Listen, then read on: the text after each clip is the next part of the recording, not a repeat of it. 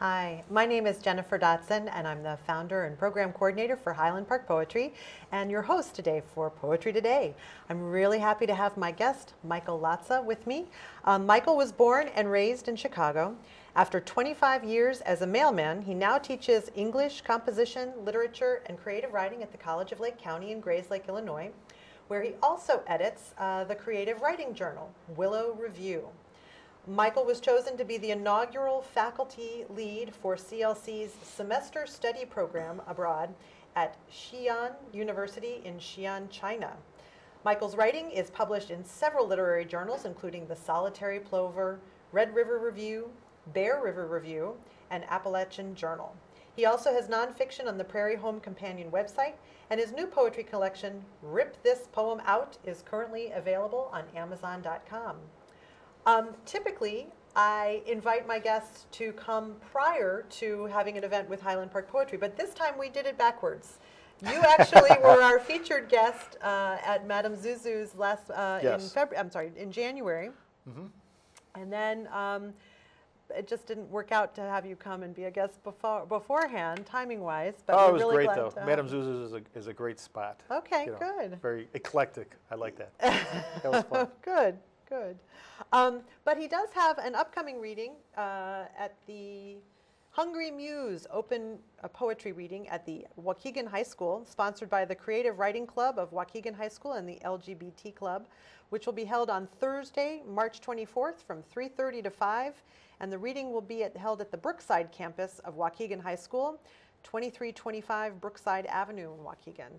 And, well, we wish you the best of success with that. Thank you. And hopefully, we're going to have you read some poems today. So Okay. those people who missed your performance at Madame Zuzu's will certainly get a chance to hear some of your poetry today. All right, thank you. So tell me, how did you begin writing poetry? Well, I've been writing pretty much most of my life. I remember, I think it was third grade, we had a list of maybe 20 words. We had spelling words, and the teacher told us to put 10 of them into a story. And I loved doing that. I took the 10 words, I put them in the first 2 paragraphs of the story, and then I would tell the story in about 3 more pages. and usually a spy. It was a spy story of some type. Poetry I wrote on and off all my life, but then once I started working at the College of Lake County full-time in 2002, I really was in the environment that supported the time and the effort I could put towards that. So I really started taking it more seriously then. Wow. Okay. Well, were there particular poets that inspired you? I like Robert Frost. His poetry seems so straightforward, but it's subtly very complicated. You know, it's nice. There's a lot of literary value to that. Edna St. Vincent Millay. I do like Billy Collins. Some people are anti-Billy Collins because he's so popular, but he does a good job. That's a great thing. Oh yeah, Poets should be very popular. I'm all for accessibility in poetry. Yes. I don't like poets who are not accessible. I just, that's nice for you, but not for me. Well, then this is a good opportunity for us to start. And I think if you would read your title poem from your newest collection, that would be great, because Sure. I think it's a great instruction for the audience. The idea for this came, I have to move out of my office because of some construction at CLC, but the College of Lake County. But I was looking at all these books, these poetry books I've collected over the years, and I was thinking, it's a shame that all these poems that affected me aren't affecting other people. I should have the guts to rip them out and hand them out to people. Not that I ever would. And so that's what started this poem. At first it was rip this page out, and I thought, no, I better narrow it down. And then, well, I'll read the poem. Rip this poem out. There are enough flaccid leaves trapped in books jammed onto shelves. self-righteous spines staring yours down. Fall in love with a poem, an image, a line, a word. Choose infatuation over indifference. Make a poem work. Rip a poem out of your book, your magazine, your journal. Leave edges jagged for people to wonder over, what am I missing? Tear out the ones you hate. Share them all. Others will say, oh yes, thinking of something else. Or, I love that. Or will quietly know you. The next week, tear out another opposite because, aren't you really? Slip the page into a purse, a pocket, a desk drawer. Create mystery, create desire. They will ask, what is this? Who did this? Why this in me? As if receiving a grab bag gift and thinking, do they know me that little? Do they know me that well? Such a small subversive act can ripple large, like the roiling consummation of a depth charge.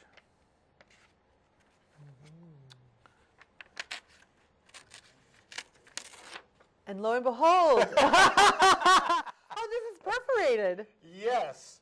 Wow, you did that on purpose. When I approached the printer, I told him about my concept, and he says, "Oh, I like that concept. I like the idea of giving poems to people or slipping them someplace secretly." But he said, "Let me think about this for a while, because when we bind our books, we usually bind them so that the pages don't fall out." Okay. So he came up with the idea of perforation, and I thought, oh, that's a good idea. So we did. Oh, that's great. That is really cool. Unfortunately, most people, when they buy the book, they say, oh, but I would never think of ripping your poems out, I would never do that. And so I have to say, well, please do it. And so I've told people, if you do send me an empty husk of a cover sometime to CLC, I will replace it with a new book. So, oh, no, that's a good deal. Yeah. That's a good deal. Please Wow. share these poems. Okay, yes, well, we will definitely share this. Right. It seems like inspired by the, I don't know, Take Poetry to Work Day or one of those. Yeah, there's a number of different people who've done this before, and I thought that this would make a nice concept for me and a way for me to get my poems out there as opposed to having them sit on a shelf someplace. Well, and that it is a sort of a subversive act. It does create mystery and intrigue. People are like, oh wow, where did this come from? How did that? Somebody ripped this out of a book. And originally I had the poem reading, rip a poem out of a book, a magazine, a journal. And I thought, oh, I better say your magazine, your journal, because I didn't want every librrian in the world to have my picture up on their kiosk. Oh, right, and saying this man is a persona non grata because he's instructed people to. Okay, very cool. Well, no, that's great. I guess let's jump to my question, which is about this manuscript. So, what was your process? In addition to this poem, but in terms of the whole manuscript? Well, the big question for me was, should I do this? Should I create this book? Should I publish this book? And I spent months, years asking my colleagues, why should I do this? And becoming a pain in the butt about it. And they gave me various reasons, and all of them were true. And why I did it, really, I don't know the reason. I don't know the best reason, the biggest reason. But there's numerous reasons. One is that I wanted to have control over the process and the content, and it was a way for me to do that. I know people who tell me they have poetry books coming out. They say, oh, my poetry book is coming out. It'll be out in a year and a half. And I'm thinking to myself, oh my goodness. When I had this done, it took me 2 weeks from when I had it done and I sent it to the printer to the time I got the book back. Wow. So I'm thinking to myself, okay, first of all, that's that total control, and that's only part of it. Part of it, of course, is ego, because if you don't have a good ego, you're not going to be an artist in the first place. There's part of you that says, look at what I'm doing. I need to show you. Isn't this interesting? And yet there's that other part, that other half of you that says, oh, this isn't good enough yet. I have to work on this more. I have to make this better and better and better. And both sides are important for the process, I think. So there was that one part. When I grew up, this was known as vanity publishing. But that's changed. Self-publishing. Exactly. changed. Now everybody has this power that they're taking onto themselves. And the one thing that I don't get from the process is validation of, is the work worthy to be published? But I'm very fortunate in that I have a group of co-editors for Willow Review, which I put out from the College of Lake County, as well as friends. And I always write with my poetry writing class. They made me promise a few years ago, a couple older poets that I knew, promised that they would take the class, but only if I wrote with them, because I don't okay. I don't write Right. with my classes Yeah. because when I'm writing, I don't think about them. So they made me promise to do that, so I've been doing that. So I've had the opportunity over the years to share many of my poems with the group. I really respect their opinions and their feedback, and so I did get a lot of that. So I felt like I was ready. So you felt that the manuscript that you had assembled was ready. Yeah. Yeah. And then, and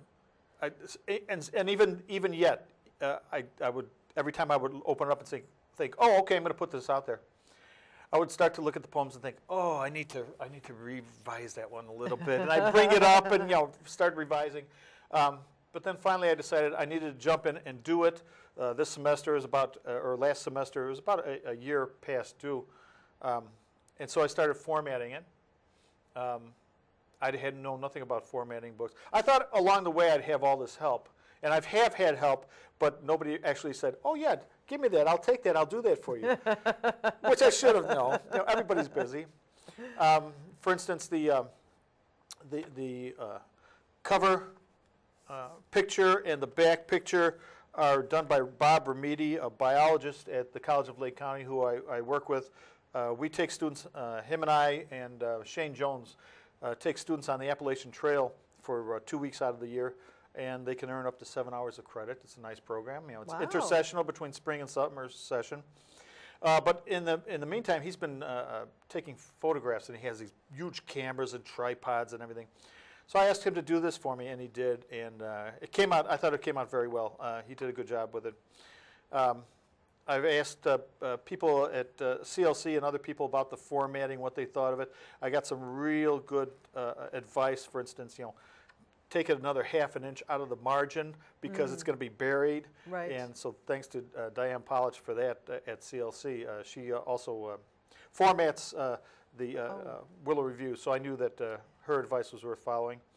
The printer I went with from the people who do some of our printing at the College of Lake County, TPH Graphics. I'm sorry, wait a minute. No, that's TPM Graphics from Arlington Heights. Larry McGovern helped me with that. And I told him, I said, this isn't CLC, a CLC publication. I just wanted to let him know. He said, no, okay, I understand. But I knew he'd do a good job because they've been doing a good job with Willow Review. The Willow Review. Well, then, how many years have you been doing the Willow Review before you took this on? Since about 2004. Okay, so then at least so you are accustomed to wearing different hats. Yeah. In terms of looking at a poem critically from other people, what other people submit, and is it right for this book, and which then leads me to my next question, which is about Willow Review. What insights have you gained as an editor for that publication?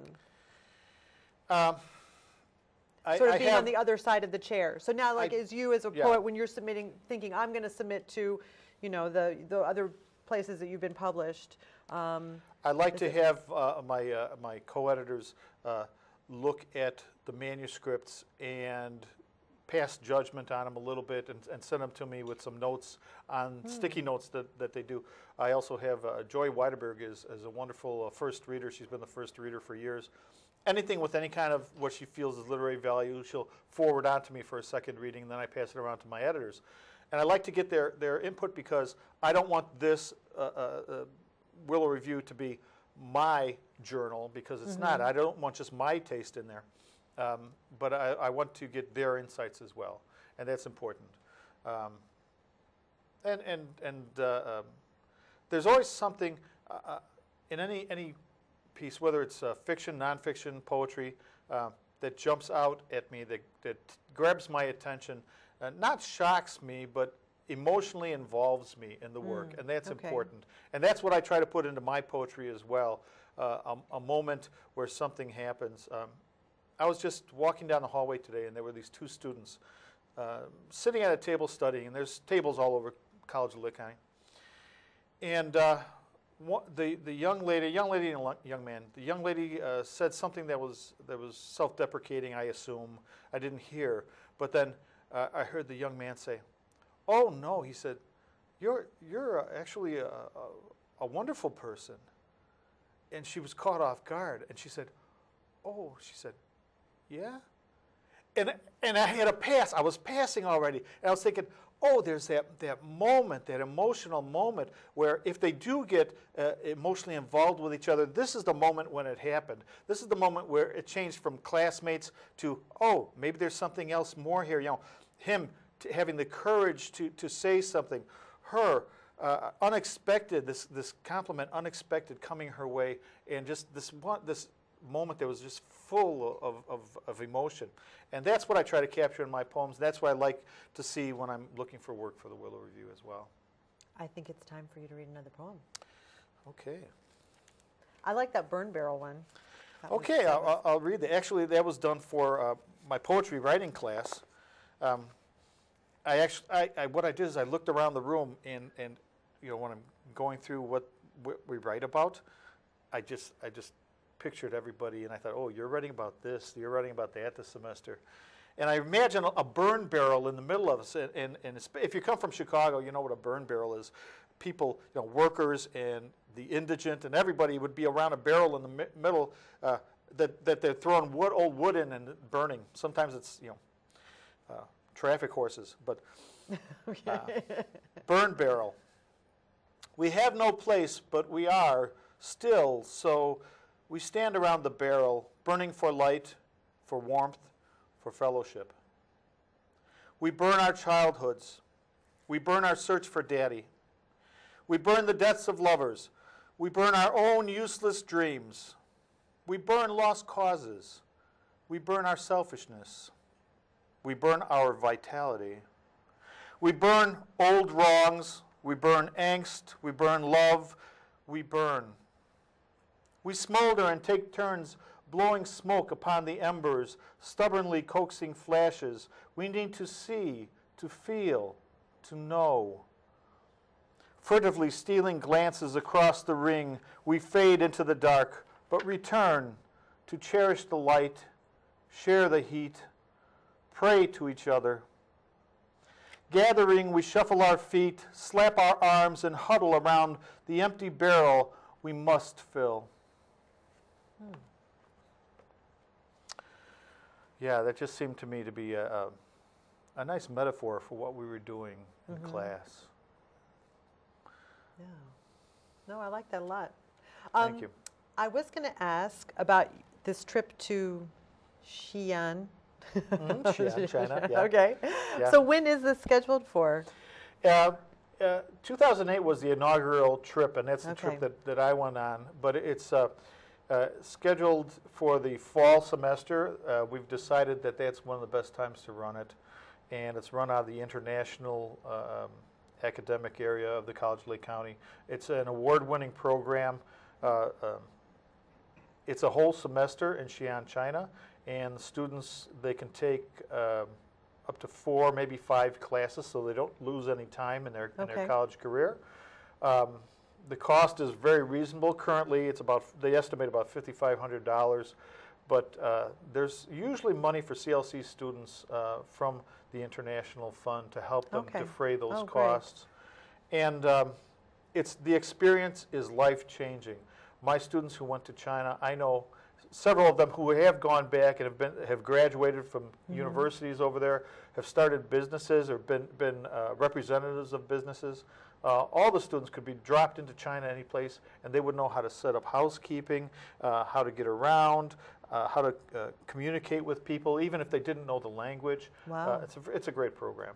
That's amazing. So when you were there, what did you do as the lead sort of Mother instructor? hen? Mother hen, yes. Yeah, well, I did a lot of mother henning, but also I taught early American literature and intro to poetry.